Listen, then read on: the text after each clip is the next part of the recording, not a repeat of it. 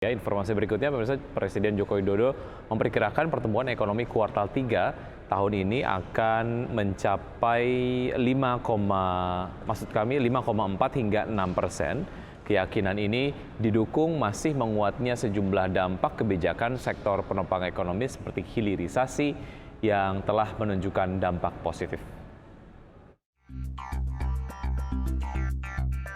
Presiden Joko Widodo optimis realisasi pertumbuhan ekonomi tahun ini masih dapat tumbuh lebih baik.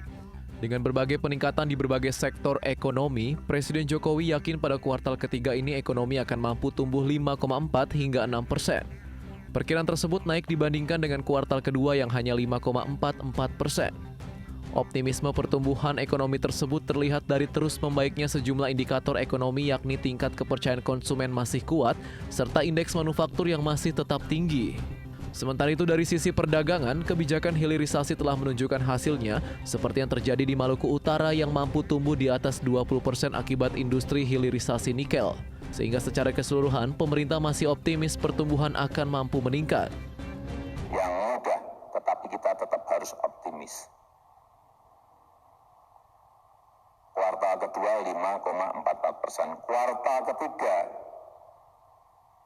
perkiraan saya, ya tahu nanti saya tanyakan juga Bu Menteri Keuangan, mungkin bisa berbeda dengan saya.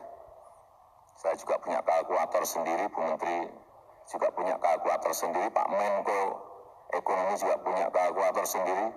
Perkiraan saya, ekonomi akan tumbuh di kuartal ketiga ini 5,4 sampai 6%.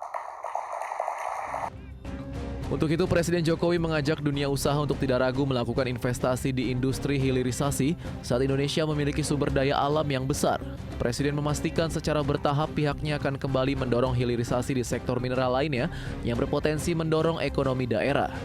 Jakarta, Raharjo Patmo, IDX Channel.